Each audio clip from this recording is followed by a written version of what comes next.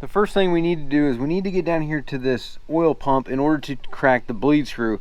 Obviously you can see all these hoses and stuff are in the way, so pretty easy. You just gotta move these hoses out of your way. And for us, most oil pumps, they look like that, and you see that screw right there on the top, that is the bleed screw.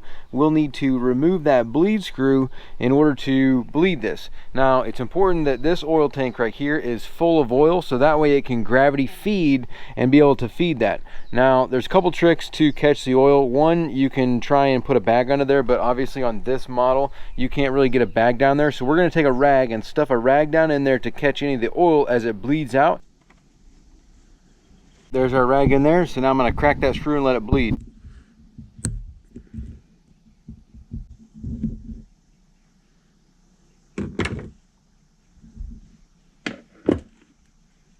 So you can see that the oil is flowing out of there, and you see how it's bubbling. It's kind of hard to see it, but every now and then you'll see it bubble. There goes a bubble.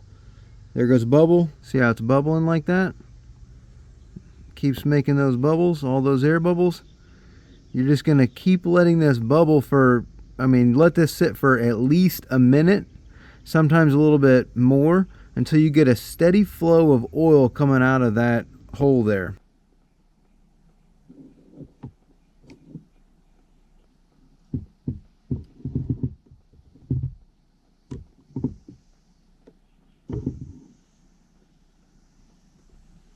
I was having trouble showing you what this looks like with the rag there, so I just took the rag out and I put a pan down here to catch all the oil, and I just let the oil drain out. So one of the things that I forgot to say is this throttle linkage. You want this to be at wide open throttle, so you want that all the way open. When you do bleed it, you want to push this all the way down. Pretty easy, like on this one, it's all connected to your throttle linkages. So when you push this down and go to wide open throttle, that is what's going to open that up. So if I move that back and forth, it's going to, over here, move that back and forth. So make sure it's in the wide open position, and then just put your screw back in there once it's bled for, you only need to do it for about a minute, and then after 1 minute it should be pretty well purged. If you see any bubbles coming out, then let it keep going, but the bubbles should stop after about a minute, and then that means that we're purged all the way to here. Now we're going to need to run the engine on a premix in order to make sure that all these oil lines coming off of the pump, you can see there's 3 oil lines, 1, 2, 3. Those coming off the pump, they're coming up here to the intakes, and they're coming right here on the top. So like here's one, and then there is another one right there, and then there's another one on top of this one there. So all those oil lines go to our intake right here on the other side of the carburetor, and that dumps that oil in, which then lubricates everything inside the crankcase into the cylinders. So now we're going to run the engine on a premix of fuel. Mixing up the gas is pretty easy. You basically want a 50-to-1. For 1 gallon of gas, that would be 2.6 ounces. So I'm just going to put in there 3 ounces, maybe a little bit more. It doesn't need to be exact, but I would be over 2.5. A little bit thicker isn't going to be a bad thing. So I'm going to fill up just over 3 ounces. Looks like we're getting 4 ounces, so no big deal. Now I'm just going to pour this into our fuel, and then we are going to shake this up real good. All right, we got our premix. So now what I'm going to do is I just hooked up to the fuel line here. If you don't have something like this, all you gotta do is follow the original one. It'll go inside. You should have a water separator, and then at that water separator you can just take the fuel hose off of there in order to be able to suck, put fuel in there. That's just if you don't have something like this, or another one, whatever. But either way, that's what that is. So now what I'm going to do is stick this hose into here, and I'm going to prime it up. I'm going to crack the carburetor bowls, so that drain there, and then that drain there, and then also this drain here. And I want to get my premix fuel into all these carburetors. That way I know I've got good oil and lubrication getting to the engine, since we haven't started this thing since we tore it all down to do the grid line. But I got the hose on the lower unit down there, and so now what I'm going to do, prime it up. Once I get fuel here, then we'll start and run the engine on the hose and let it run for about 10 minutes in order to get that oil pump to prime to where these right here are dumping oil into the intakes.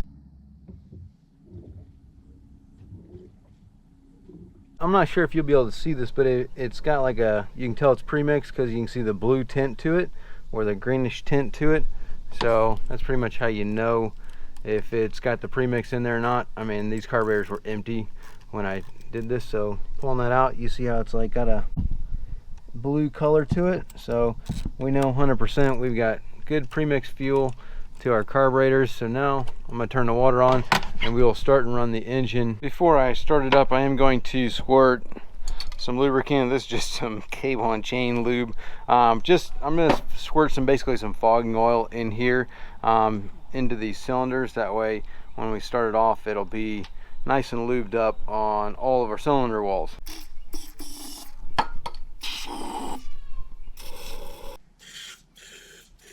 Same thing for into the throttle bodies. I just squirted some basically fogging oil in there just to get some lube and oil all in the cylinder crankcase. I don't want to fire it dry because this thing has been sitting for a long time, so that way I got oil on everything. Now I can start it up, and then our premix fuel will be able to lubricate it from here on out.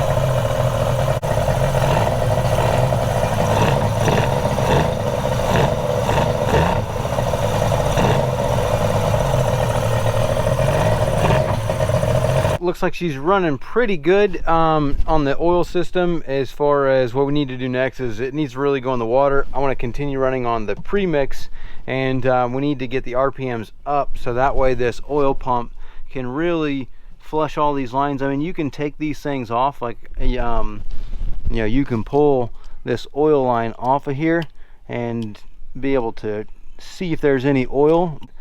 You know, yeah, you can see the oil in the line, but it's not really gonna like drip oil out of there. It doesn't put out that much oil. It's not really an indication. When you rev up the RPMs, you would see a lot more smoke coming out of the exhaust, but you know, you're burning it on the premix, so that's not really a guarantee that the oil system is working, but that is just something to note. Now that's one way of purging out the air from the oil system. Another way is that top line that I took off, the oil line. You can just take that off, put it in a container, and while running it on the premix, if you disconnect that linkage down to the oil pump and hold it in the wide open position, it will also purge it out a lot quicker. So you can idle the engine with that at wide open for like 10 minutes, and that will purge all the air out, and you'll be able to see it come out into a container. I need to put that engine in the water. I'm going to be running it on premix for the first 10-15 gallons anyway, so I'm not really worried about that. I have other stuff that I want to do. I just wanted to get that first initial prime done while it was out of the water. Now, as far as in like an OX66, I think it's very similar to that system, where you've got a very similar oil pump and a bleed screw, and then you can push it up. I want to say that it even feeds it to yeah, it feeds the similar lines to it. So I want to say that's the same. An HPDI is going to be completely different because you cannot run an HPDI on premix, and what you do for an HPDI is that you are going to want to, let's see here, let me remember. Now on an HPDI, you're going to have to disconnect the throttle linkage on the oil pump itself. You're going to take it off. I want to say that it goes to the VST, and you're going to hold it to the wide open position, start and run the engine, and it should come pouring out of there. And once all the air comes out, then you put it back onto the VST, and that's how you prime it on the HPDI. And then like an Optimax is also completely different. There's like two ways to do it. You can either one, have a dealer or the computer for Mercury, and you're going to just use the computer to turn on the electric pump, and it will prime itself. And then once you get it all primed up, you're going to take the cap off of the oil tank. And once you take the cap off of the oil tank, you're just going to run the engine, and it will purge out all the air from the oil tank until it starts to come out the top. Put the oil cap down, boom, you're done. The other way, if you don't have the computer, is you have to put it into a break-in mode, and you do that by turning the key on. And then I want to say that you shift the handle from neutral to forward position like 5 times. It might be a couple more, but I want to say it's 5 times. And when you do that, it's going to turn on that electric oil pump. It's going to prime itself, and then it will put the engine into a break-in period of 2 hours. So it's almost like it double oils for 2 hours once you initiate that break-in period. Other than that, that is how you prime the oil system on a 2-stroke outboard.